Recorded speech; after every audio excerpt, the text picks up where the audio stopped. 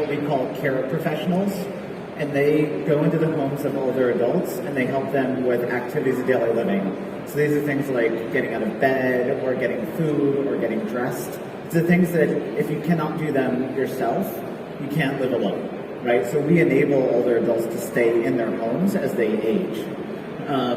We're the largest in the United States, we're the largest in the United Kingdom, we're the largest in Ireland, we're very large in Germany and other countries throughout Western Europe. And it's a great field to work in. How did you come with this idea? Because you come from the tech environment. How did you come to this area? Yeah, so I built another company with a couple of co-founders that we sold to Google in 2012. So I was then at Google for a little while, and I wanted to do something where you could look a human in the eye and know that you would make their life fundamentally better. And we thought about lots of ideas for about an 18-month period, and then I ran into an issue with my mother. And I thought, oh wait, like our industry, the technology industry, we kind of ignore older adults. Like we don't think about them as a customer base. Yeah.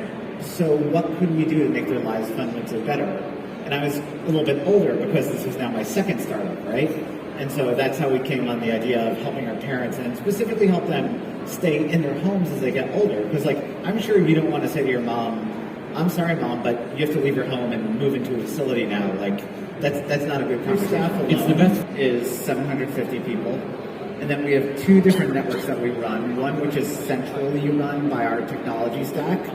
That probably employs another 4,000 or 5,000 caregivers. And then we have a network that operates under our brand Home Instead, and then that network probably employs another 60,000.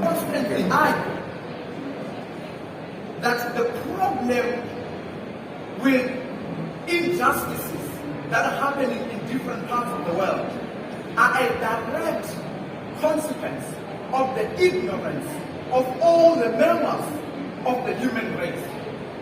I will ask you today, how many of you agree and realize that in fact the conflict that is currently happening in the Middle East, particularly the Israeli apartheid against the people of Palestine, it is a crime against humanity? How many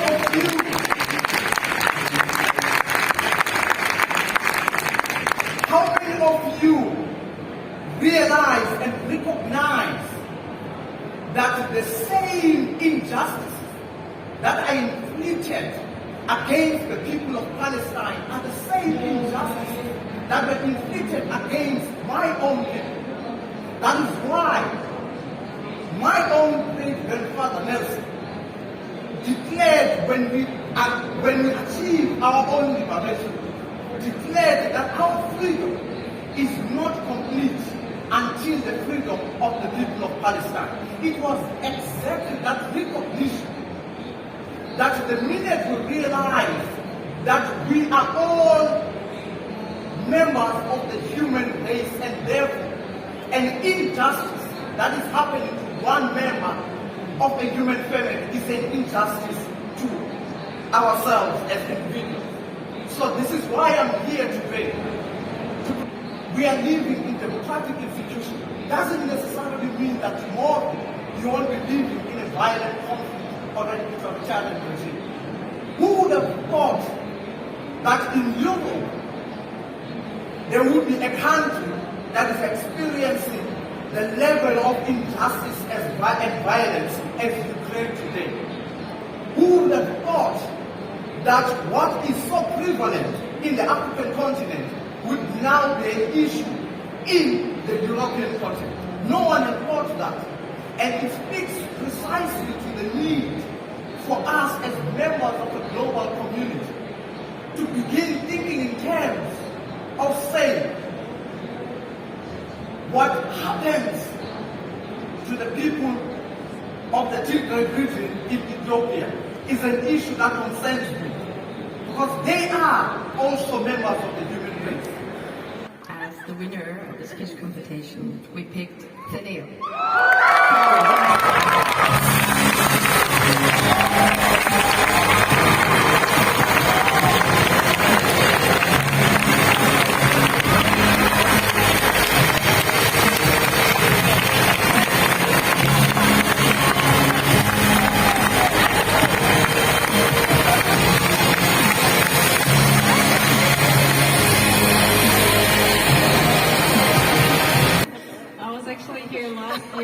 sitting there and dreaming that one day I would be here. So I cannot believe that I'm standing here, not only representing my company, but also my country. I'm super grateful. I would like to say, while I have a microphone, that there are a lot of amazing Georgian startups. Please check them out, from Caro to Carousel to Paisy, a lot of amazing companies. And please come to Georgia as well for With the pretty incredible President of Portugal. It's been an incredible 4 days. I hope everybody's had... Have you had a good time? It's been remarkable. The father of modern linguistics, Noah Chomsky, joins scientist, author and entrepreneur Gary Marcus for a wide-ranging discussion on why the myths surrounding artificial intelligence are so dangerous saved us all. Please welcome to the stage Noah Chomsky and Gary Marcus of Robust.ai in conversation with Jeremy Kahn from Fortune.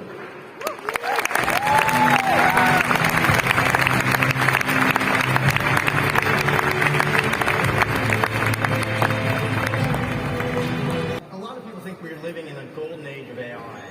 There's a lot of hype around generative AI, these systems like DALL-E and Stable Diffusion that can create amazing images just from text prompts. There's also a lot of discussion about GPT-3, a system created by OpenAI that can create long passages of coherent text, again, just from a small human written text. 2 very, very tough years.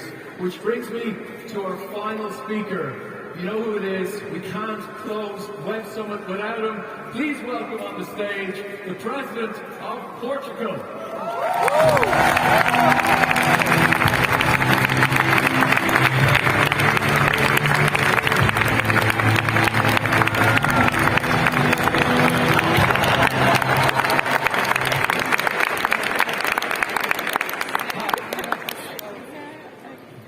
Good afternoon, Lisbon. Good afternoon, Web Summit. Here we are. 7 years. Congratulations, Paddy. You are the best. He is the best. He is the best. 7 years. We succeeded.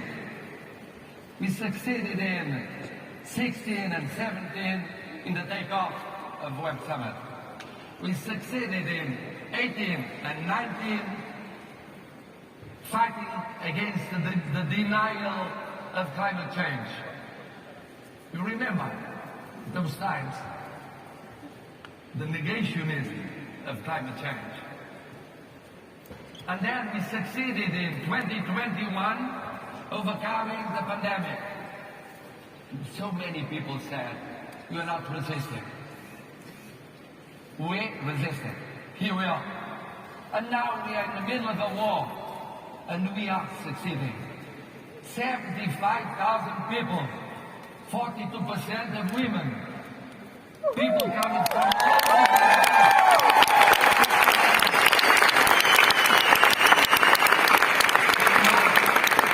Rebuild Ukraine. Stop rebuilding Ukraine.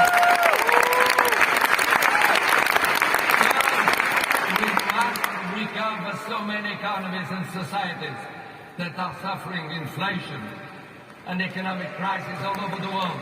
We must do it next year. Fourth, we must accelerate energetic transition. We must do it